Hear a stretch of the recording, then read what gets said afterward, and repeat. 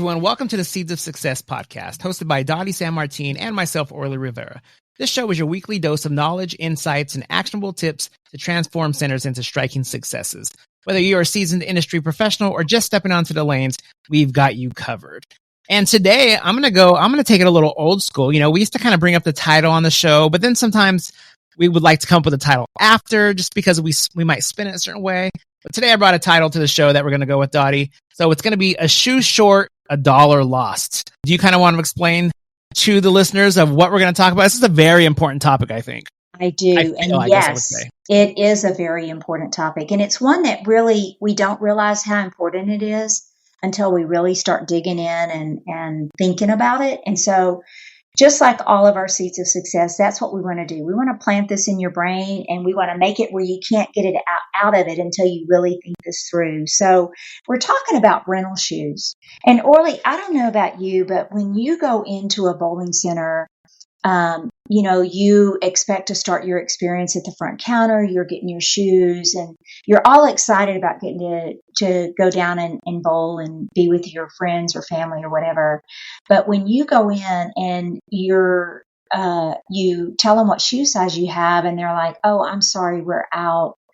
That's a bummer, right? How to wear the cool shoes. Yeah. Even as a, you know, when I was running a center, it's a bummer to have to tell someone that, you know what I mean? Because that's something I had to learn. And that's kind of why we're going to go over today, because some people don't really quite think of running out of shoes.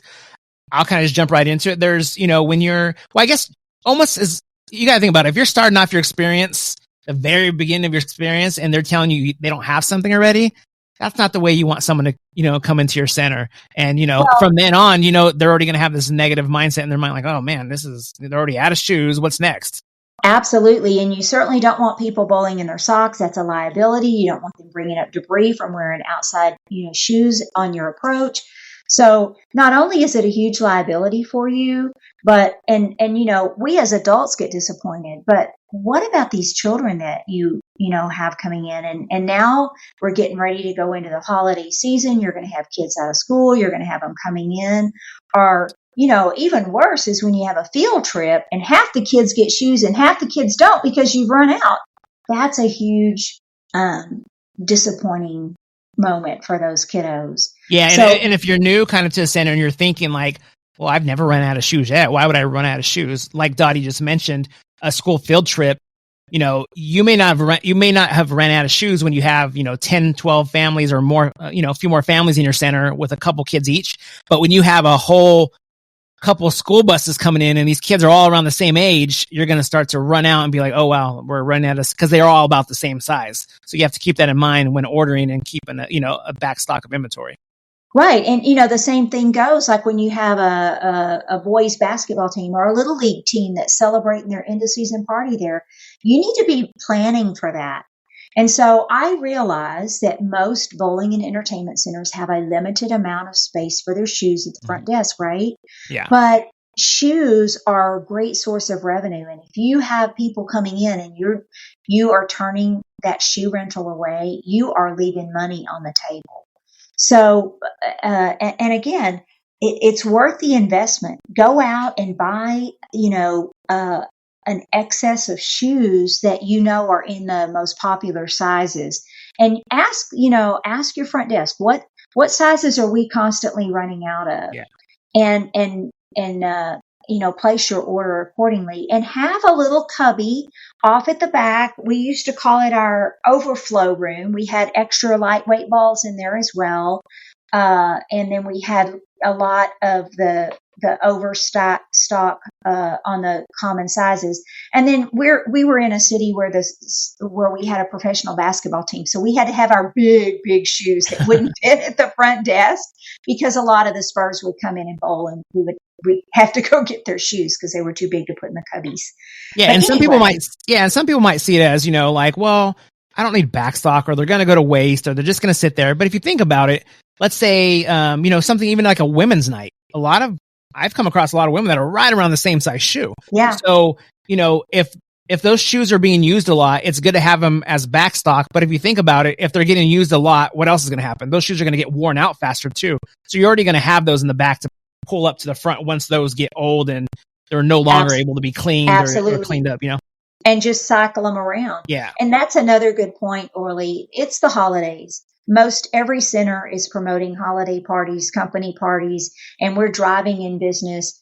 Folks, please take a few minutes and have your front desk staff look over your shoes and make sure that they're, brush the bottoms, take a damp cloth, wipe the tops, make sure that they look nice for these company parties that you're going to be bringing in because you want them to come back. And your shoes, it's a low cost investment for you to keep your shoes looking nice and having all the sizes in place. So, it doesn't take much to talk to your front counter people and just say, hey, we decided that we're going to keep a back stock of shoes.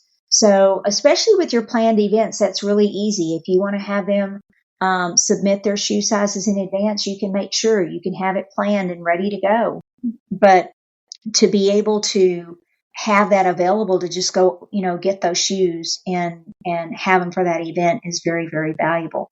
Now, what we don't want is for them to just get put out and left. And then, at the end of the event, there's shoes everywhere and you walk in the next morning and that's happening.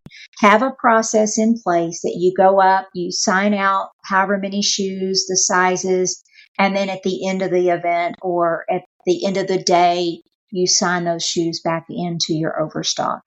Yeah, and what's going to happen too is, again, some people might think like, well, this doesn't happen. But, I've had people in the past, there might be 12 ladies doing a ladies' night out at the bar and they're getting ready to leave. And then all of a sudden they're like, do you guys want a bowl? And they're like, sure, why not? And what happens, and this is an example, I'll be honest, it happened to me. They were all around a size 7.5. And the 12, I think it was 12 ladies. And I was like, oh, actually, we only have like 8 pairs of this size, and they were like, actually, we won't bowl tonight. We're just going to head out because they were already there. I get it. They had already had some time there, but that could have been some more money we made right there. But they didn't want to have a couple people sit out. Nobody ever wants to be like, I'll sit out and just watch because then it's not as fun. So yeah, absolutely. And just have a couple extra easy pairs. Fix. Yeah, exactly. Just have a couple extra pairs in stock. They're not expensive. It's something worth having so somebody doesn't run out and everybody gets to bowl and have fun. It's no different than having spare parts for your machines. Exactly. I mean, come on. It really isn't. You've got to have the tools that you need to serve your customer and serve them right. And if they are coming in and they are wanting to bowl and they need to rent shoes and, make sure that you have those shoes ready. Because if not, you're just leaving money out of your register. It's as plain and simple as that. So yeah, and you just want to look prepared yourself too. I mean, now's the time, holiday parties and stuff. And if you're like, oh, come to a corporate party here, this and that, and then they come in and you're not even ready for them, it's kind of a bad look on you. You want to make sure, and we're not going to go down the path of other things at this time, but, it might be shoes, it might be ball. There's a lot of things that you got to make sure you have in stock, just the same as you would with food or alcohol or supplies. Shoes are just as important. Absolutely. And, when you mentioned that about balls, like I said, I had a room that I designated for the ball and shoe overflow room. So obviously we don't keep a whole lot of stock for the lightweight balls, which we always kept where they were given to the small children. So same thing, it's very disappointing for a child to go in and bowl. Now you can share a ball. You can't share a shoe, right? Yeah.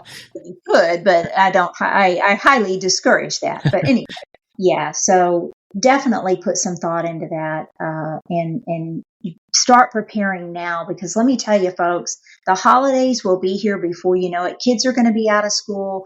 Companies are going to be flowing through your doors, and you want to make sure that you are prepared and you can put your best foot forward with a shoe on it. Right. I like that. Right? I like that. Okay. Well, listeners, thanks for planting these seeds of success with us today. Remember, every great achievement starts with a single seed of knowledge. Until next time, keep growing.